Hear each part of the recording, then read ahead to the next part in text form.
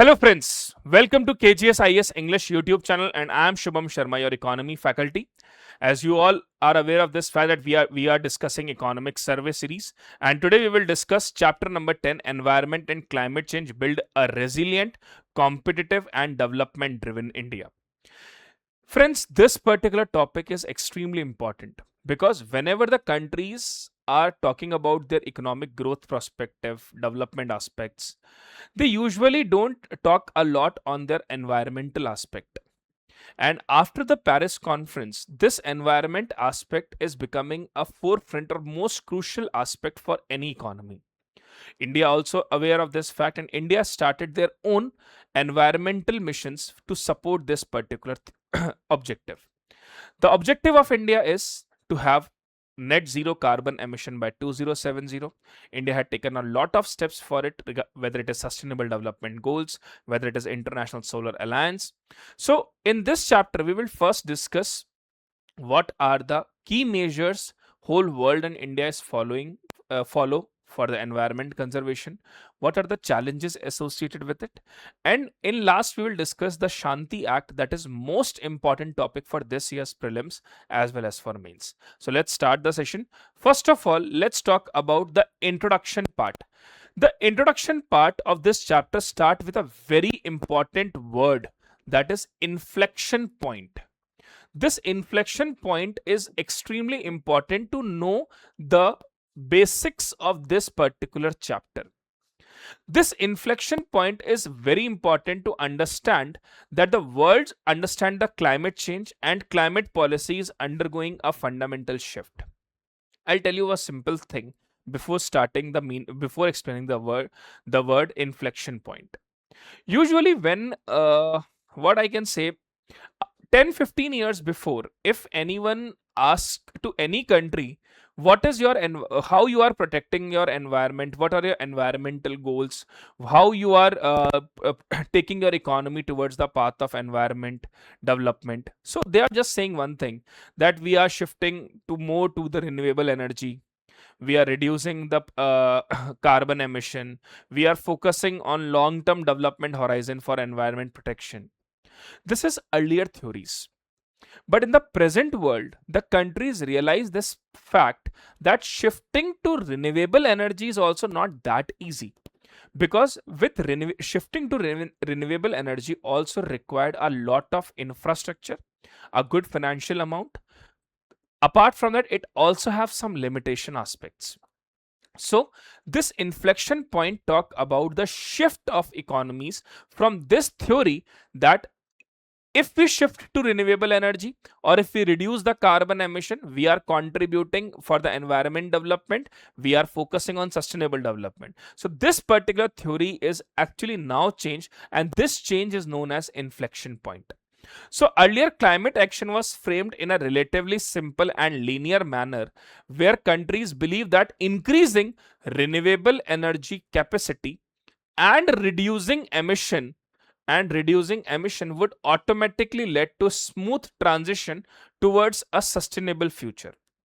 Now, climate policy is increasingly shaped by real world factors such as infrastructure limitation, the most important, financial constraints, technological readiness. So this is the major three issues that countries talk about. The first is infrastructure limitation. Second is financial constraints. Third is technological readiness. And fourth is institutional capacity.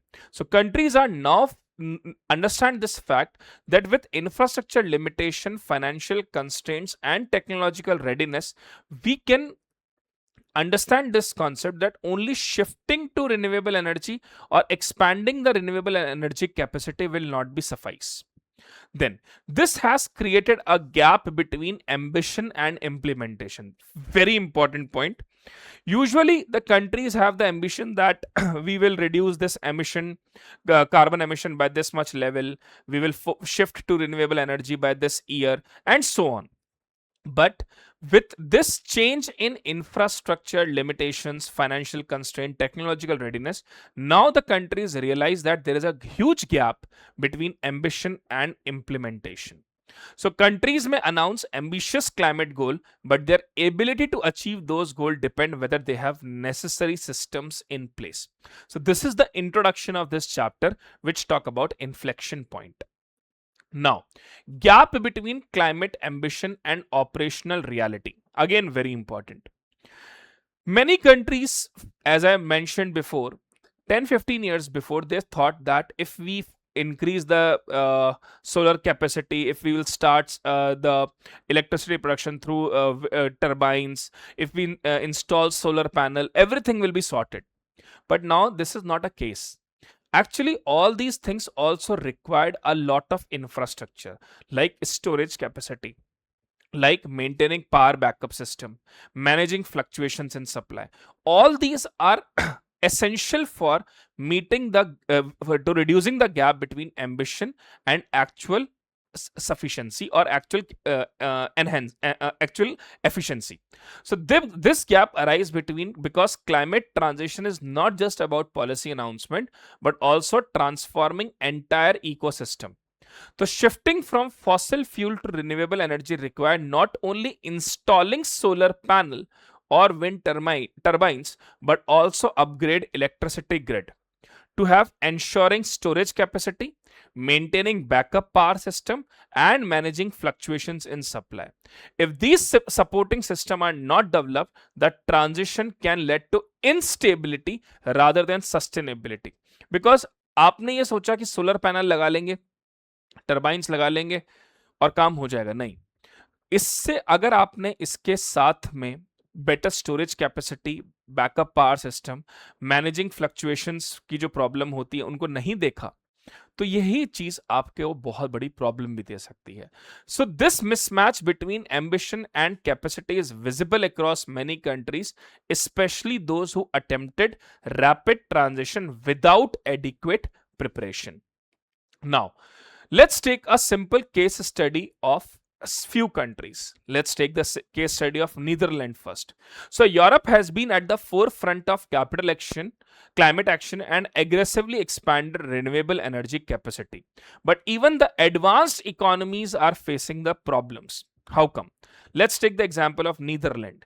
Netherlands had a rapid expansion of solar and wind energy, create pressure on the electricity grid. They had shifted to the solar and wind energy, but it also need the electricity grid. The existing grid infrastructure was designed for traditional system, whereas power was generated centrally and distributed in a predictable manner. So renewable energy on the other hand is decentralized and variable. तो पहले क्या होता था, जो traditional system थे उसमें power जो generate होता था वो सेंट्रली होता था and it is distributed in a predictable manner. But renewable energy work on decentralised and variable manner. As a result of this, grid become congested, led to delay in connecting new industries, and forced the households and businesses to reduce electricity usage at certain time. So earlier what used to happen, countries focusing on traditional system, when they are focusing on traditional system, the generation of electricity is done through a predictable and through centralized manner. But once they focus on renewable energy part, it is focusing a lot on decentralized manner. And this decentralized manner required a new form. As if they are continuously following the old system, the grids become congested. It led to delay in connecting new industries and even force households to reduce electricity usage at certain time. Now, the third and the most important part, that is entropy effect. Guys, in prelims they can ask this question: what is entropy effect? What is inflection point in renewable energy? They can ask this question. So it introduced the concept of entropy effect to explain why rapid and unplanned transition can lead to instability. So countries start using these solar panels, countries start using these wind turbines and all these things, but eventually they realize this fact that if they don't have strong backup, or if they don't have the good infrastructure to support that, it may lead to more problems rather than having that particular system. So unplanned transitions can lead to instability, Entropy in this context refers to increasing disorder within a system where complexity rises faster than the system's capacity to manage it. So when countries introduce complex system like renewable energy network without strengthening institutional capacity, infrastructure and regulatory system, the system become fragile. For example, adding large amount of intermittent energy without storage or grid flexibility increase the risk of failure. This is not a failure of renewable energy itself but a failure of system design. तो वही बात है ना कि आप अगर कोई भी सिस्टम इंस्टॉल कर रहे हो, कोई भी नई टेक्नोलॉजी का यूज कर रहे हो, तो आपको उसके सारे एडिशनल कॉन्स्टिट्यूएंट्स को साथ रखना होगा. आपको इंप्रूवमेंट इंफ्रास्ट्रक्चर, एग्जिस्टिंग इंफ्रास्ट्रक्चर और नए इंफ्रास्ट्रक्चर दोनों में करना होगा. That is entropy effect. Now talking about reevaluating the cost of renewable energy. Earlier it is said that renewable energy ka installation is quite expensive. But friends, apart from installation cost, the maintenance cost is also high. But remember this thing that shifting to renewable energy is not a problem. Problem is to continuously maintaining it and to continuously upgrade it with time. If you are not doing that, in that case the problem arises. Otherwise, shifting to renewable energy is very good aspect to conserve the resources. So another important insight provided in the chapter is that the cost of renewable energy is often underestimated. Public disclosure typically focus on declining cost of solar panel and wind turbine, leading to the conclusion that renewable energy is cheap. However, this ignores several additional costs that are necessary for integrating renewables into the energy system. What are these costs? These costs include investment in energy storage technology. Whatever the investment in energy storage technology, such as battery, maintaining backup thermal power plant for time. When renewable generation is low, expanding transmission network to connect remote renewable sites to demand center. So when these factors are included, if you add all the existing infrastructure cost into that and upgradation cost also, then the total system cost of renewable energy becomes significantly higher than the headline cost figure. So remember this fact that not only that this fact that installing the renewable energy is now becoming cheaper, so you can doing that. Solar cells, battery storages, all these are again not that cheap in comparison to the fact. So this does not mean that renewable energy is not viable, but it highlights that the need for more realistic assessment of its economic implication. So even the survey has mentioned this part, that don't believe in this fact that if we install renewable energy, everything is sorted. The cost of storage, the cost of maintaining it, grid connectivity, all require little bit more money.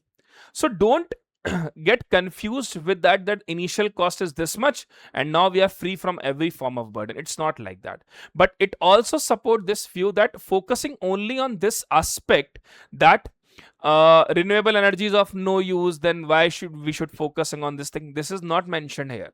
They are saying that you should be aware of all those facts before switching it to the renewable energy. Otherwise, this is one of the best option available presently to conserve the resources. Now, development as a form of climate adaptation. This is again very important. If you compare developed countries with developing countries, the initial gap between both the countries is of financial capital. So one of the most important conceptual insight of the chapter is that economic development itself acts as a form of climate adaptation. Whenever the country is more developed, they have better infrastructure, improve healthcare system, enhance disaster management capacity, and also increase their overall resilience. For instance, a developed economy is better equipped to handle extreme weather event because it has stronger building, better forecasting system, and more resources for recovery. In contrast, poorer economies are more vulnerable because they lack these capacities. That's why poor economies are struggling more when it comes to financing the climate adaptation. So this led to crucial policy implication. Climate action should not come at the cost of development. Instead, development should be seen as integral part of climate strategy.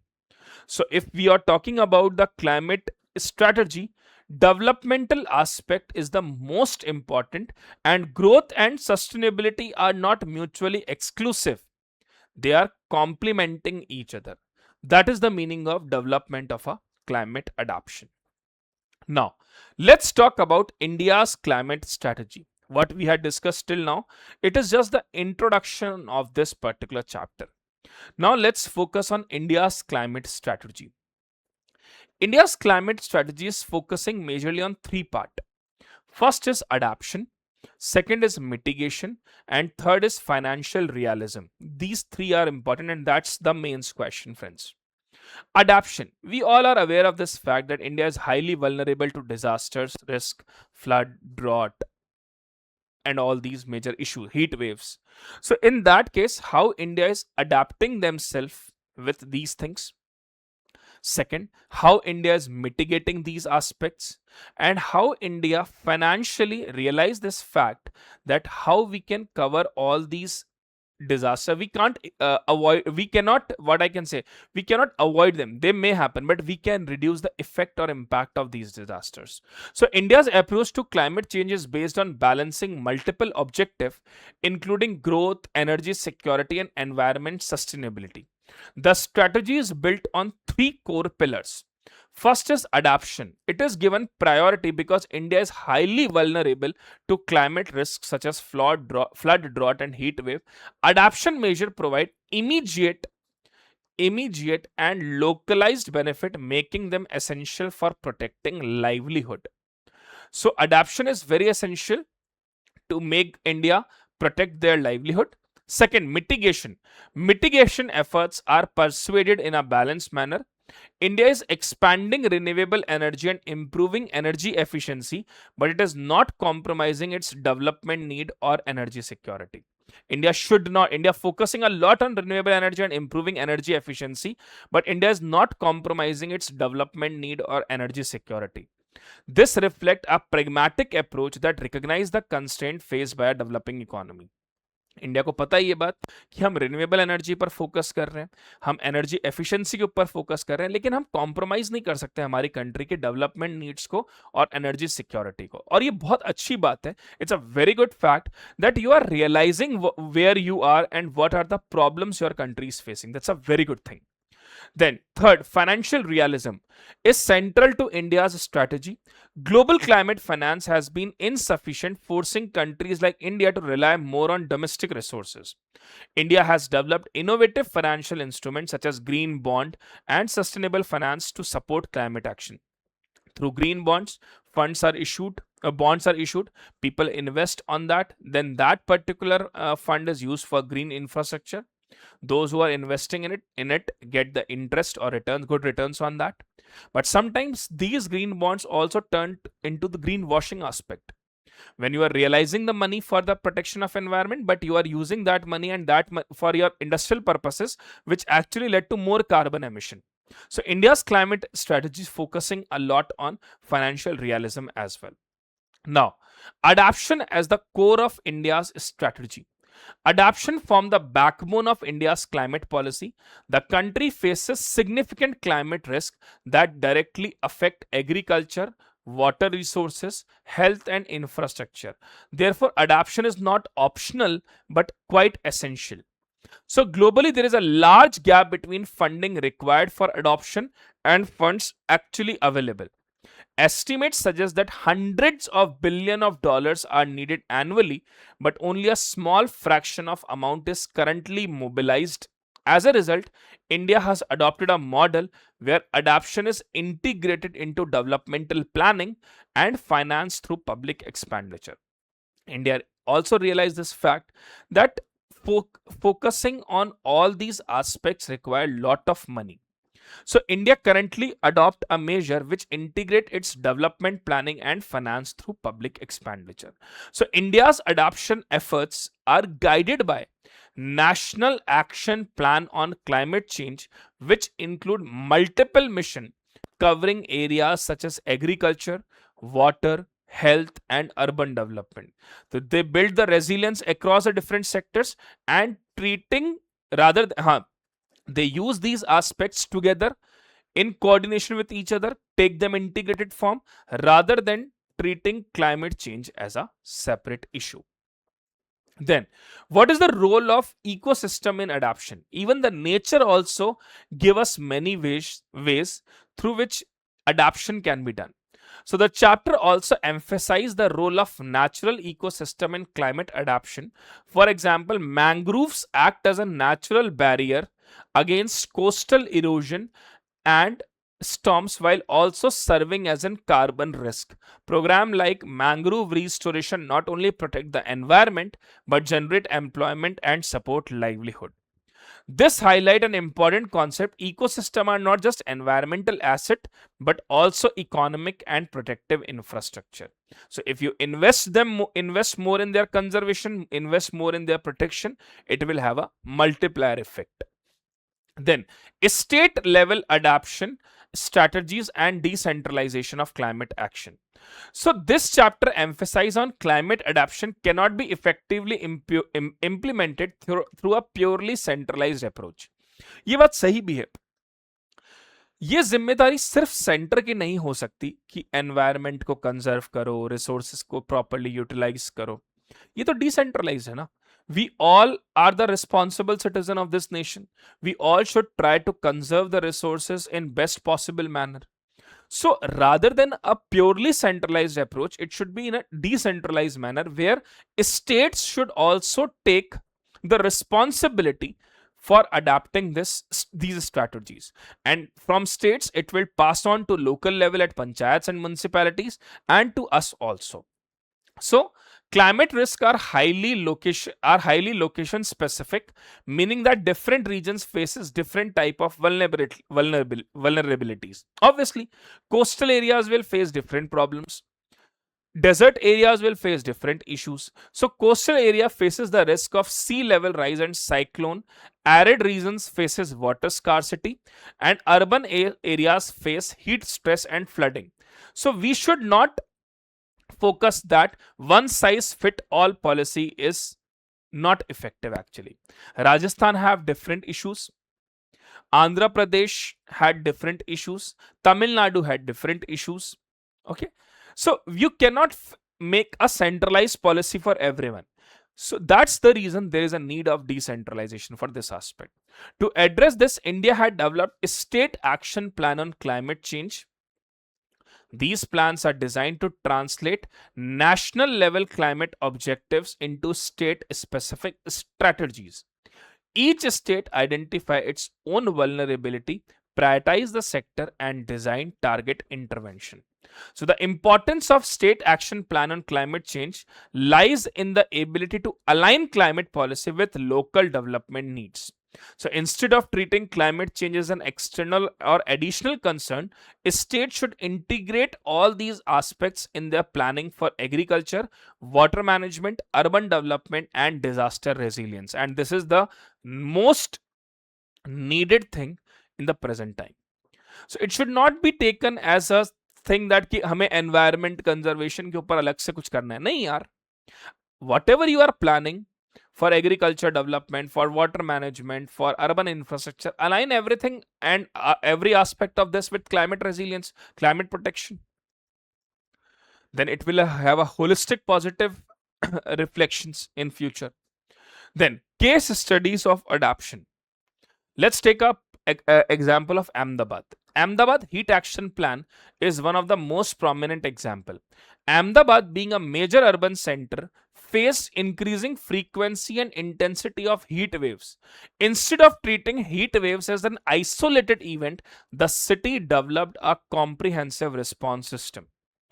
This includes early warning system, public awareness campaign, coordination among government agencies to protect vulnerable populations such as outdoor workers and elderly. So ये तो पता ही है ना, we all knew this fact that Ahmedabad had a severe heat waves. So rather than taking this issue as a separate thing, why shouldn't the Gujarat government or the Ahmedabad governance should take this aspect that whatever we are planning, water management, disasters, welfare of the people, water issues, integrate all together and try to solve this problem of heat waves. Take one more example, Odisha's disaster management system. It provides another strong example. Historically, Odisha was highly vulnerable to cyclone with devastating impact on life and property. Over time, the state invested in early warning system, evacuation infrastructure, cyclone shelter and community training. As a result, even severe cyclone now result in fewer casualty compared to the past. That's what I'm talking about. आप disaster को रोक नहीं सकते, लेकिन disaster के impact को कम जरूर कर सकते हैं. That's the example of Odisha they had mentioned. In Meghalaya, community led water management practice highlight the importance of local knowledge. Instead of relying solely on large scale infra, the state has encouraged traditional water conservation practice adapted to local ecological condition, which enhance sustainability and ensure that interventions are culturally acceptable. So they are trying to include local cultural practices in their environment conservation theories. Okay, so these case studies collectively show that effective adaptation require a combination of technology, governance and community engagement. Now, transition to mitigation. This is what we had discussed in adaptation. Now let's focus on mitigation, how mitigation also contribute. So after establishing adaptation as the priority, the chapter moves to mitigation, which involve reducing greenhouse gas emission. So however, the approach to mitigation is carefully balanced. India recognized the importance of reducing emission but also acknowledged that it can't compromise its development trajectory. पता है, what is the biggest dilemma for us? Right now, we are in that phase where we need the development aspect also for our economy. We need rapid industrialization, manufacturing expansion, agricultural expansion, enhancing our exports. And on the other side, we also try to protect the resources, try to reduce this emission. So for us, it is very difficult to manage both the scenarios. And that's why India continuously saying this, and it's a very good thing that we can't make those targets which will reduce the development aspect of our country. We'll try to follow those aspects which led to environment conservation, but we cannot say that this thing, we cannot make the false promises to hide what we are actually facing.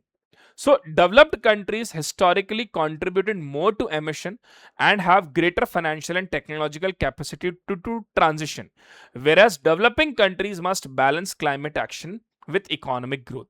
Therefore, India adopted a calibrated mitigation strategy where emissions are reduced through efficiency improvement, clean energy resources, and technological innovation rather than abrupt reduction that could harm the growth. Then energy transition and renewable expansion. India has done a lot in this renewable aspect. So India had made significant progress in expanding renewable energy capacity, particularly solar and wind. This expansion is the part of commitment to reduce carbon intensity and transitioning towards a clean energy mix. So this chapter reiterates that renewable energy expansion must be supported by system level change, and this can be done through renewable energy is inherently variable, meaning that it does not produce power consistently throughout the day. Solar energy depend on sunlight and wind energy depend on wind pattern. And we all knew this fact. हम इसके ऊपर shift कर सकते हैं, लेकिन completely rely नहीं कर सकते. अभी मान लीजिए कुछ टाइम तक there is no proper sunlight. In that case, the system can't work properly. If the wind pattern is not proper, then also wind energy cannot generate. So to address this, India has invest in storage technologies And that's what I am talking about. If you focus more on those aspects which are supporting that existing infrastructure, it will lead to huge development aspect. So India is investing in storage technology, grid modernization, and flexible generation system. So these all investment ensure that renewable energy can be integrated without causing disruption. So the chapter highlights that energy transition must consider affordability. Energy is a critical input for economic activity, and any increase in energy cost have widespread effect on industry and household. Therefore, transition does not impose excessive financial burden. Then let's talk about battery storage and grid stability. Battery storage is very essential because during that times when sunlight is not proper or when the wind pattern is not that good, in that case whatever you have excessive storage, that will help to run the continuous operations. So battery storage is identified as a key component of energy transition. Since renewable energy is intermittent, storage system are need to store excess energy when production is high and release it when production is low. That's what we are saying. Keep the enough buffer or reserve that will help in time of crisis. So development of battery storage infrastructure involve technological challenges, high cost, supply chain dependency. So critical minerals such as lithium, cobalt and nickel are essential for battery production, and their supply is concentrated in few countries. Now this is again a challenge. Might भी India is focusing on this aspect that हम ये कर दें वो कर लें, इससे ये हो जाएगा उससे वो हो जाएगा, लेकिन इशू पता है क्या है? इशू यहाँ पर ये है कि whatever you are doing, still you are depending a lot on other countries for the essential supply. So this creates geopolitical risk and highlight the importance of securing supply chain. India is focusing on developing domestic capability in battery manufacturing and explore alternative technologies to reduce dependency on import. This is a part of broader strategy to build resilience in energy system. Now, critical minerals and geopolitics. To support this existing infrastructure, to support the infrastructural aspect of this renewables, we are also depending a lot on the critical minerals that are supplied only by few countries. So this chapter emphasizes that the transition to clean energy is not free from geopolitical challenge. Renewable energy technology and storage system depend on critical mineral which are unevenly distributed across the world. Countries that control these resources can influence global supply chain, creating new form of dependency. So this shift the geopolitical landscape from fossil fuel dependence to mineral dependence. India's strategy involved diversifying supply source, invest in exploration, and forming international partnerships. That's what we are doing. We knew this fact that China is a major producer of rare earth minerals. Now, if either we can improve the relations with them or try to find multiple countries who can fulfill the needs of us. So this ensures that the country can secure the material needed for its energy transition without becoming vulnerable to external shocks. Then, carbon market and emission trading. India has started its own CCTS, that is carbon credit and trading scheme. That means those industrial units who had generated less carbon emission will get more carbon certificates gains, and in that case who are generating more carbon emission, they can sell these carbon credits to them so that it will make a balance. So this chapter introduced the concept of carbon market as a mechanism to reduce emission efficiently. Carbon market allow firms to buy and sell emission allowances, creating a financial incentive to reduce emission. India developed its own carbon credit trading scheme, which aimed to create a domestic market for emission trading. Under this system, firms that reduce emission below a certain level can sell these credit to firms that exceed their limit. That means those who are protecting the environment, they are getting a reward from those who are actually polluting it more. So overall, the balance should be maintained. So this approach promotes cost-effective emission reduction, because firms with lower abatement cost can reduce more emission and sell credit, while firms with higher cost can buy credit instead of making expensive challenges. The success of carbon market depend on regulation, transparency and monitoring, Now, international carbon market and global cooperation. So, internationally also we have this carbon market and global cooperation, and internationally countries are also using it so that their overall cost will get reduced. So, in addition to the domestic market, the chapter discuss international carbon market where countries can trade emission reduction, which allow countries to achieve their targets more efficiently by investing in emission reduction project in other countries. That means rather than spending a lot of money on by themselves by reducing their cost, they can give that money to those countries who are having less carbon emission and buy carbon credits from them. But these international market are also facing different challenges regarding to carbon market. The first is standardization of credit. Most of the amount that is spent on this international credit is comparatively not up to that standard. Second is the problem of double counting. What is the meaning of this problem of double counting? Problem of double counting simply means that emission suppose for example India has sell carbon credits to Germany. Now India also count them and then Germany also count them. Or sometimes even private companies are saying that we are reducing this emission. Government also include that in their data because of weak tracking. So this double counting problem is also huge. Ensure environmental integrity. Entire environment integrity is ensurement is most essential. So these challenge must be addressed to ensure that carbon market contribute meaningfully to global climate goals. Then only we can say international carbon market is going according to the standards. Now, the role of thermal power in energy transition. I had mentioned this many times, and that's a very good thing in economic survey also. Government is saying that we will not completely shift to renewable energy. We will do a gradual shift.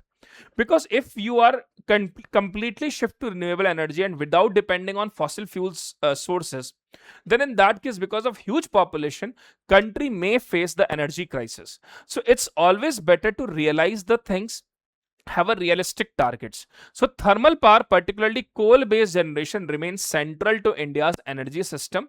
This is because it provides what is known as baseload power, which refers to constant and reliable supply of electricity.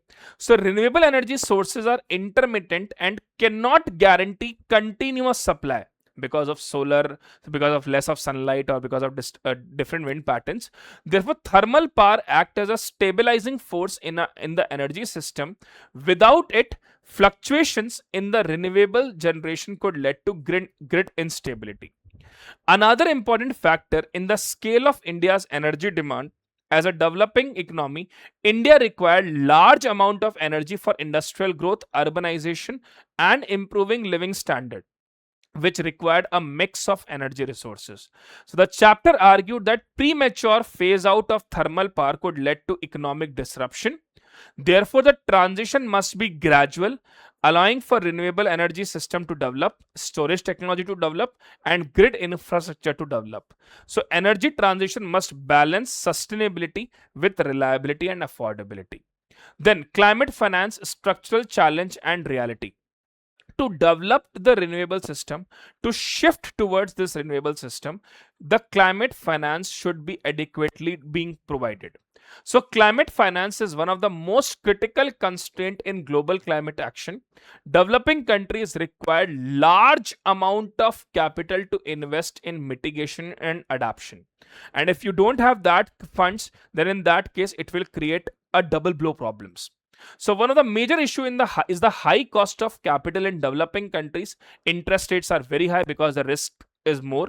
Climate projects becoming more expensive, and even if you are thought that even if you have a thought that we should shift to renewable energy pattern, then also economic viability actually create more financial burden. So another issue is the gap between commitment and actual disbursement. Developed countries have pledged financial support, but actual flow, what they are saying that we are providing this much of fund for energy conservation, we will reduce this much of carbon emission, we'll provide this much of money, whatever they had committed and what the money they'll give, actually there's a huge difference between them. So the chapter also highlight the problem of risk perception. Investors often view developing countries as risky, led to higher borrowing cost. The borrowing cost is also high for them. So India's approach to climate finance focus on mobilizing domestic resources, which include the use of green bond through which they can generate money, sustainable financial framework, and public investment. So international finances are very important for India, but India is also focusing on domestic funding with greater control and stability. So the important aspect is climate finance is not just about the quantity of fund, but also about the affordability and accessibility. पता चल रहा है आपको fund मिल रहा है लेकिन उसका interest payment बहुत ज्यादा है, तो वो फिर आपके लिए प्रॉब्लम ही क्रिएट करेगा. Then mission life, this is again very important. Mission life focuses on individual community aspect rather than why we always think this fact that government should do this country should do this. Charity begins from home. हम अगर light का use नहीं कर रहे, AC का use नहीं कर रहे, तो हम इसको बंद करने की आदत होनी चाहिए, वाटर को कंजर्व करने की आदत होनी चाहिए. This is mission life. So mission life introduce a behavioural dimension to climate action. Instead of focusing only on large scale solution, it emphasized change in individual and community behavior. The idea is that small action at individual level can collectively have a huge impact. So these actions include reducing energy consumption, minimize wastage, conserve water, and adopt sustainable consumption pattern. So the approach focus on climate change is not only a technological problem but also a social and behavioral issue. Sustainable lifestyle can reduce pressure on resources and lead to lower emission.